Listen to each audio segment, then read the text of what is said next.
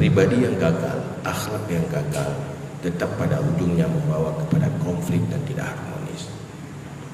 Jangankan antar komunitas, dua komunitas, antar masyarakat, dalam sebuah rumah tangga saja akan membawa kehancuran apabila di dalamnya kegagalan kepribadian dan akhlak. Maka sumber kehancuran dan perilaku rusak di kalangan manusia adalah kegagalan kepribadian dan kegagalan akhlak. Maka Rasulullah, misi paling utama lewat pernyataannya, innama bu'istu liutammima makarimal akhlak. Hanya saja aku diutuskan untuk membangun akhlak yang mulia. Dunia dan akhirat, sumber kesuksesan manusia adalah kepribadian.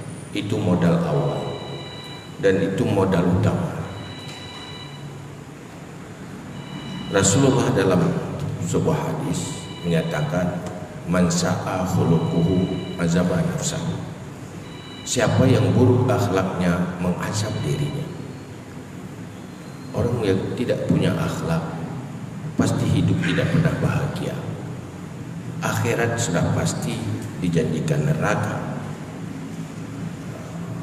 Ibadah manusia, pahala-pahalanya tidak mampu membayar dosa-dosa buruk akhlak. Kebaikan akhlak yang dilakukan karena Allah, pahala-pahalanya bisa membayar dosa-dosa yang lain.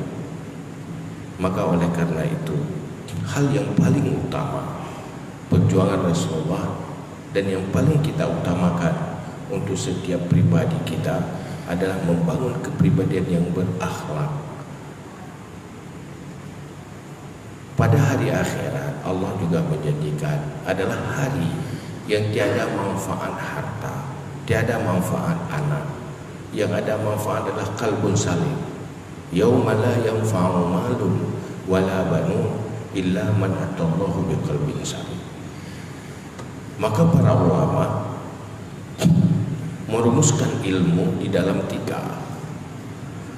Pertama berkaitan dengan akidah, berkaitan dengan ibadah dan kehidupan, juga berkaitan dengan hati yang diistilahkan dengan ilmu tasawuf. Ilmu tasawuf adalah ilmu-ilmu yang bersumber dari Al-Quran yang berkaitan dengan hati, memperbaiki hati, yaitu membersihkan daripada sifat-sifat tercela. Hal yang paling utama kalau di dalam menjalani kehidupan dunia ini, akhlak yang digambarkan oleh Rasulullah SAW dalam sebuah hadis, yang menggambarkan akhlak. Gimana itu akhlak? Rasulullah menjelaskan, antasila man qata'aka wa antarhama man khatabaka wa antu'tiya man manaka. Akhlak di saat Anda punya kepribadian, punya sikap, sanggup menyambung hubungan silaturahmi dengan orang yang memutuskan hubungan denganmu. Mereka menjauh, mereka membelakangi kita, tapi kita tetap menyambung, melakukan hubungan dengan mereka, tidak membalas. Artinya kalau dia cuek, kita juga cuek. Dia tidak peduli, kita tidak peduli. Enggak, kita tetap peduli bagi orang yang tidak peduli kita. Tetap baik berhubungan dengan orang yang berhubungan dengan kita. Ini tidak sanggup dilakukan oleh orang yang tidak punya akhlak. Tidak mungkin, mereka egois. Yang kedua, antu'tiha mamana'aka.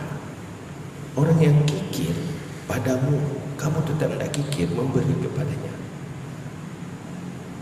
Artinya kita melakukan hal kebaikan kepada orang lain bukan balasan dari kebaikannya, malah dia tidak pernah berbuat baik kepada kita, tapi kita tetap berbuat baik kepada mereka.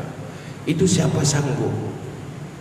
Kalau kita berbuat baik pada orang yang berbuat baik pada kita, umumnya kita sanggup. Tetapi berbuat baik pada orang yang tidak berbuat baik kepada kita tanpa akhlak yang mulia, itu hal yang paling berat sekali.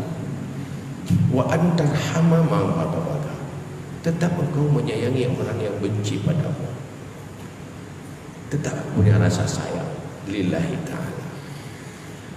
Maka oleh karena itu, hal ini dibicarakan gampang, tetapi membangun kepribadian itu tidak gampang. Konsepnya gampang, bicaranya gampang, melakukannya itu butuh bimbingan dan latihan.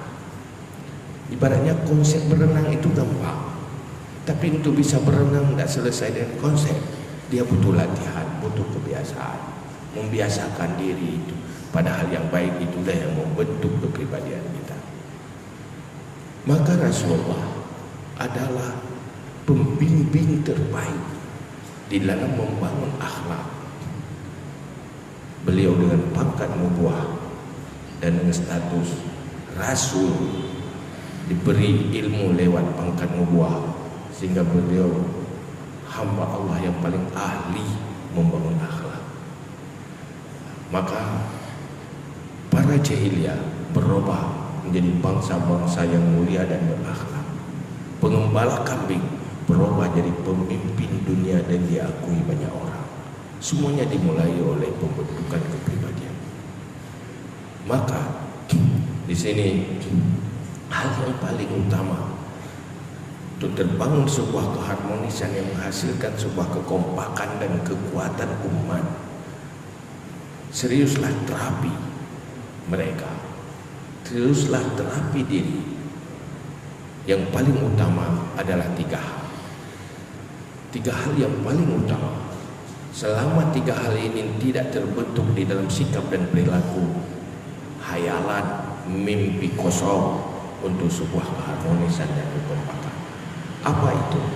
Hal yang paling utama yang diperintahkan kepada Nabi di dalam berdakwah menghadapi umat, yaitu kaful aza wa ihtimalul aza. Jangan menyakiti dan tahan disakiti. Itu 2 hal yang paling penting. Yang pertama. Yang kedua, yang ketiga, selalu melakukan kebaikan kepada orang lain. Artinya punya pribadi, hidup menyenangkan orang lain, tidak egois memaksa orang lain untuk dirinya, tetapi memaksa dirinya untuk menyenangkan yang lain. Itu 3 hal yang paling penting. Dan itu pahala besar apabila dilakukan karena Allah. Selama kita selalu menyakiti, pasti orang lain akan membalasnya. Bayangkan suasana apa yang akan terjadi. Di saat kita tidak tahan disakiti, pasti kita akan menjadi pendendam yang akan membalas kapan kita balas. Maka suasana jadi kacau balau. Dalam sebuah rumah tangga pun tidak akan pernah bahagia apabila 2 pribadi yang ada di situ, yang satu gampang menyakiti, yang satu lagi tidak tahan disakiti. Coba bayangkan 2 kepribadian yang tidak saling menyakiti dan tahan disakiti, disitulah kedamaian dan keharmonisan. Hidup bukan persoalan materi, sebanyak apapun materi, tapi kalau krisis kepribadian, rumah tangga bagaikan neraka. Begitu juga dalam kehidupan sosial. Maka ini semua apa yang terjadi di depan kita, terjadi konflik dan bermacam persoalan di kalangan umat Islam, pencerminan dari kegagalan Islam, kegagalan dakwah akhlak, kegagalan dan ilmu dasar akhlak. Karena kalau kita survei, kita berada di dalam sebuah generasi yang umumnya tidak tahu Islam secara memadai, minimal. Yang kedua, tidak sepakat menjadikan Islam di dalam kehidupan. Umat Islam gagal bukan karena Islam, tapi mereka tidak tahu Islam dan tidak mau tahu Islam, tidak cinta Islam dan tidak mau tahu tentang Islam secara serius. Akhirnya mereka menjadi pribadi Muslim yang tidak sepakat dalam Islam untuk menjadi Islam sebagai kehidupan. Maka oleh karena itu, 3 hal ini yang beruntung dunia dan akhirat, bukan untuk dunia saja. Pahala Tidak menyakiti karena Allah, itu menjadi amal kebaikan dan menjadi pahala. Saat kita didorong untuk menyakiti, kita tidak menyakiti karena perintah Allah, maka kita akan dibalas dengan imbalan yang besar di akhirat.